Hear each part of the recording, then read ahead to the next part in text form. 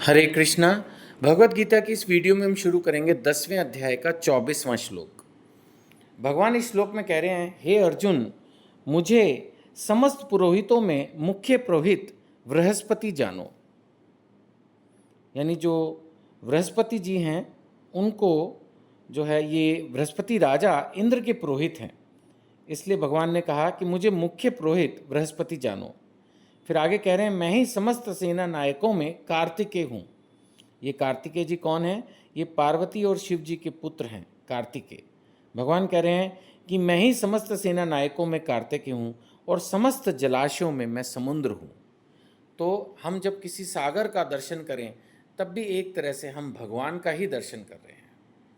25वें श्लोक में भगवान कह रहे हैं कि मैं महर्षियों में भृगु हूँ और वाणी में ओम हूँ, दिव्य ओंकार, और समस्त यज्ञों में पवित्र नाम का कीर्तन जप हूँ, तथा समस्त अचलों में हिमालय हूँ। तो जब हम हिमालय के दर्शन करें तब भी हम भगवान के ही दर्शन कर रहे हैं। अब इसमें भगवान ने ये भी कहा कि मैं वाणी में दिव्य ओंकार हूँ, यानी जो लोग ओम की ध्वनि कर रहे हैं वे भी कृष्ण के एक विस्तार की ही ध्वनि कर रहे हैं। अब ये कठिन प्रश्न कभी कभी लोग मेरे को बोल देते हैं, पूछ लेते हैं कि अगर मुझे बोलना हो तो मैं ओम बोलूं या कृष्ण। तो देखिए, यहाँ क्लियर है कि ओम भगवान का ही विस्तार है, तो दोनों में कोई अंतर नहीं है। फिर भी अगर हमें चुनना हो, पहली बात तो क्यों ही चुनना, दोनों का उच्चारण कर लीजिए। फिर भी अगर चुनना है तो हमें कृष्ण को चुनना है। ये चीज़ थोड़ी गूढ़ है, इसको समझने की जरूरत है कि जितनी भी चीज़ें हमें दुनिया में दिख रही हैं ये कृष्ण का विस्तार है। इंग्लिश में बोलते हैं एक्सपेंशन, यानी भगवान ने ही अपने आप को इन रूपों में डेवलप किया है। बट भगवान कृष्ण ये हैं भी और इनसे पृथक भी हैं। बस इसको अगर हमने समझ लिया तो कोई कन्फ्यूजन नहीं होगा। इसी तरह से भगवान कह रहे हैं जितने भी यज्ञ आप कर रहे हो अच्छी बात है, बट प्रभुपाद जी भी लिख रहे हैं यज्ञों में सबसे बड़ा यज्ञ, कलयुग का जो यज्ञ है वो है नाम जप। हरे कृष्ण कृष्ण कृष्ण हरे हरे, हरे राम राम राम हरे हरे। तो इससे ऊपर कोई यज्ञ इस कलयुग में नहीं है। ये प्रभुपाद जी ने बहुत बार समझाया था। तो हमें चाहिए कि हम रोज जितना हो सके उतना हरि नाम लें। गृहस्थों के लिए ये कहा गया है कि हो सके तो 108 बार जप करने पर जो एक माला होती है इसकी 16 माला करनी चाहिए।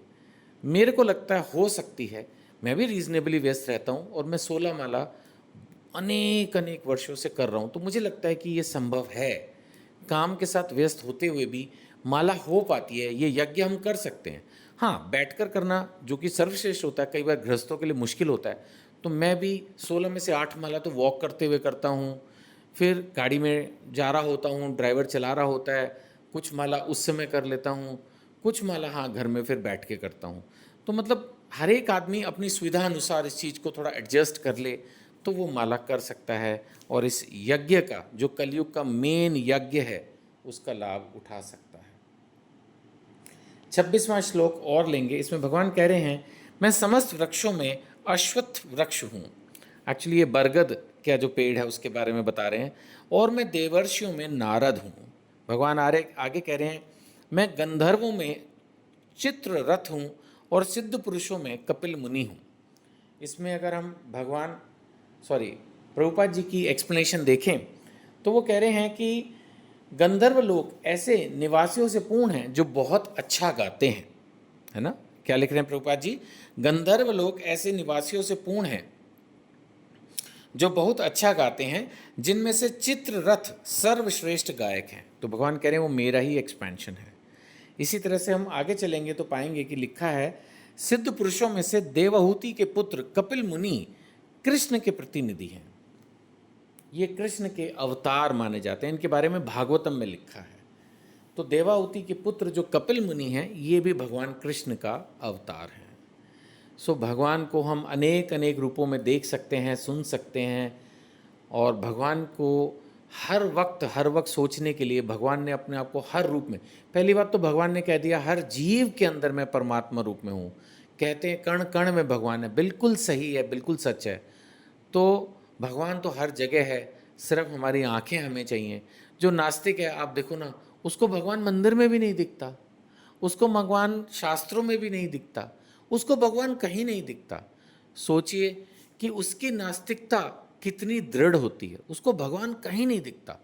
वो जघन्य से जघन्य पाप करता है तो भी उसको यही लगता है कि मेरे चारों तरफ कृष्ण नहीं है, चारों तरफ कोई भगवान नहीं है, इस दुनिया में कोई भगवान नहीं है। सो नास्तिक अपने विचार में कितना दृढ़ होता है, सोचिए, उससे भी सीखिए। तो इसी तरह से जो भगवान में विश्वास रखते हैं उनकी दृढ़ता भी उतनी ही स्ट्रांग होनी चाहिए। उनको हर तरफ भगवान दिखना चाहिए, उसको पूरा विश्वास होना चाहिए कि जहाँ मैं देख रहा हूँ, जिधर मैं जा रहा हूँ, जो मैं बोल रहा हूँ, जो मैं कर रहा हूँ, सब चारों तरफ कृष्ण मुझे ऑब्जर्व करें। तो हर वक्त वो एक तरह से भगवान के साथ रहेगा और भगवान को महसूस कर पाएगा। हरे कृष्णा।